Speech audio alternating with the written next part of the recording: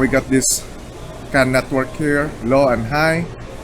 I don't know what's this GCAN. This is my first time to see. So, okay, so I found this information. As you can see there, we get some values and for the pressure sensor for the front and the rear. But on our scan tool, we don't have that. It says error. And we get this pressure sensor for pedal and the brake pedal angle. So the only possibilities here is we got a faulty sensor, but which is inside the IEB, right?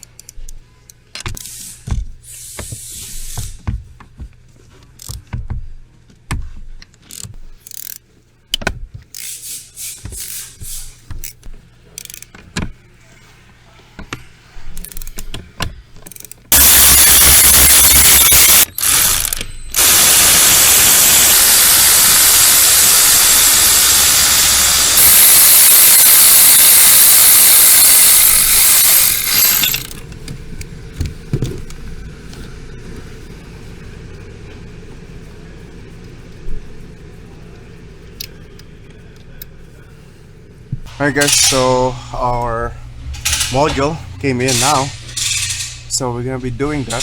And usually before I take it apart, you're gonna do a variant coding. So you're gonna be on your scan tool, you have to back it up, because I learned my lessons already on that, without backing up the variant coding, and it's too much work to do it again.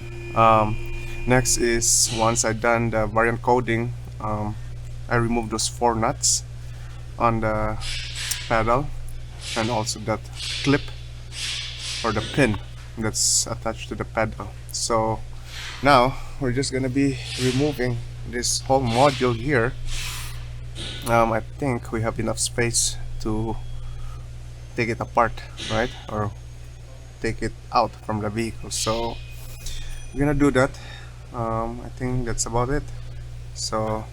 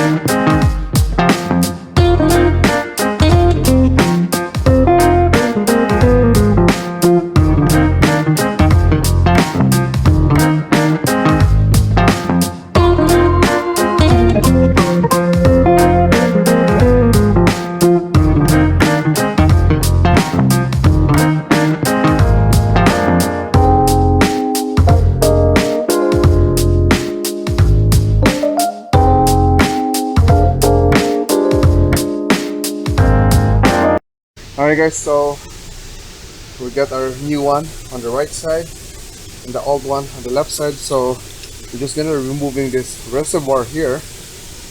It's using a T30 bit. So I'm gonna remove that guy.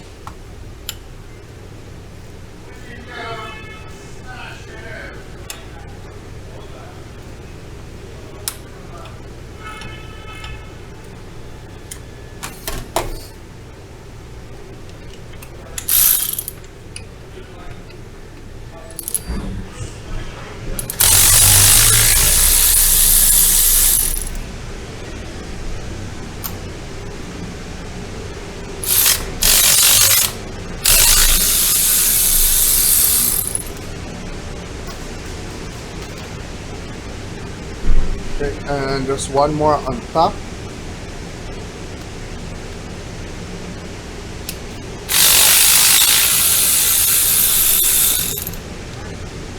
No, one for test drive.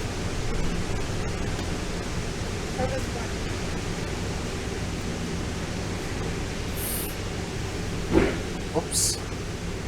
So there's gonna be some brake fluid coming out. Be careful. Let's just put this aside for now. Now let's do our new one. Oops. Let me remove the brake fluid.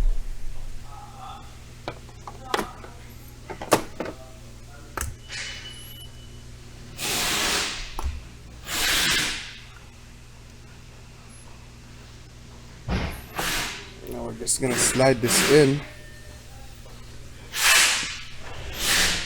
Okay.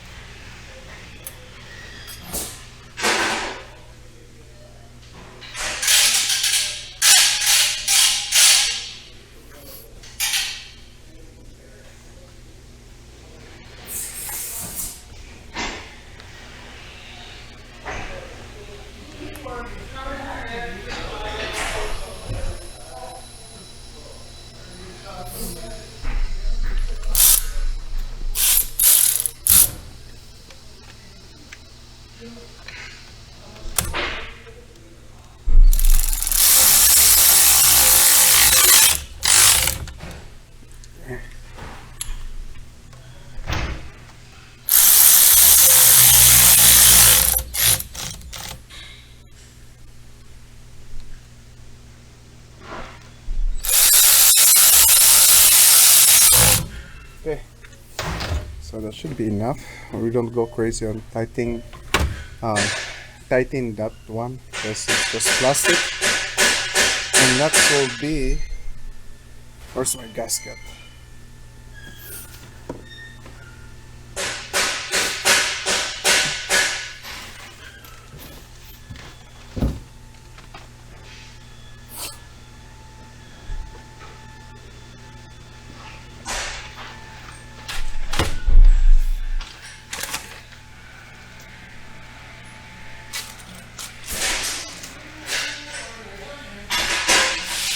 So we have this gasket in here. That's for our inside part, right? So this one here.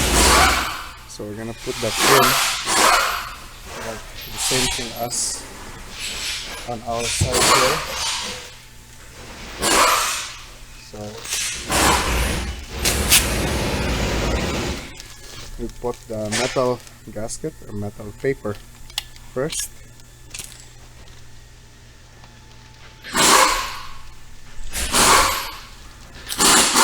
Then we'll put our foam. This one way only.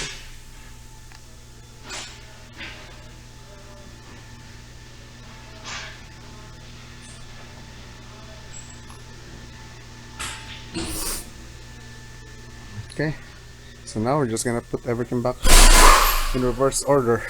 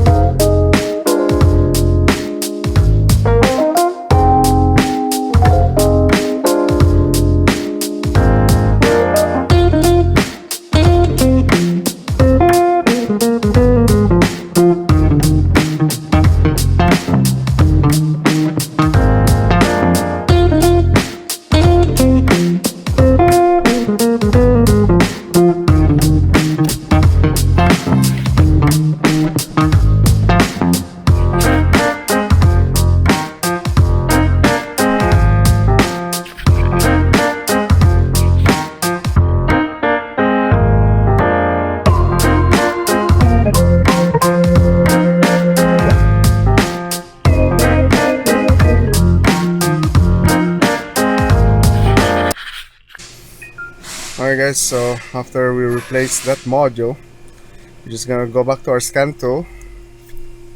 We're gonna go to our management, software management.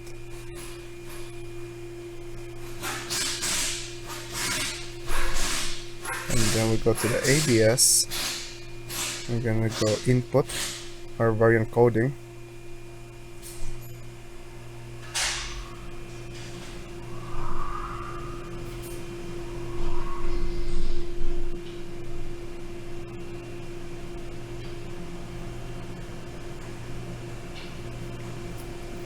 Okay, let's input it.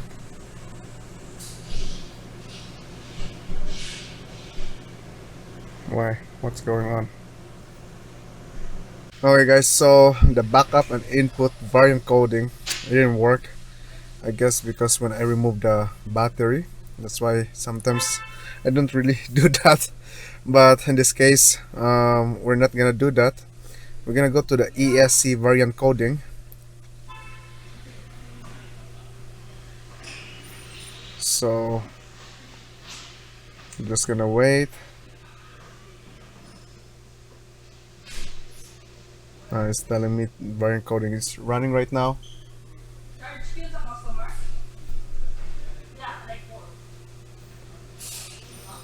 Just press OK. So reset complete, which is good. We'll just wait 10 seconds. And we'll just press OK.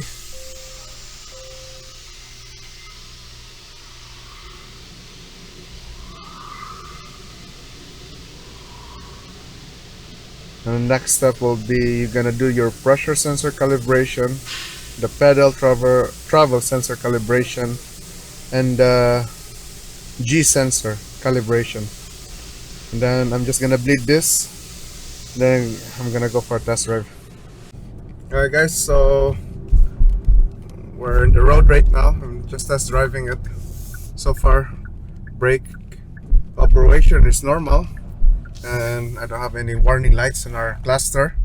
And like before, we got the ABS and all the traction light is on. So yeah, I just did a brake bleeding using that pressure adapter, right? And then in the service information too, they said that there's a secondary air bleeding. It's just a bunch of combination of, let's say, ignition on and pumping the pedal 10 times while holding the traction light button, right?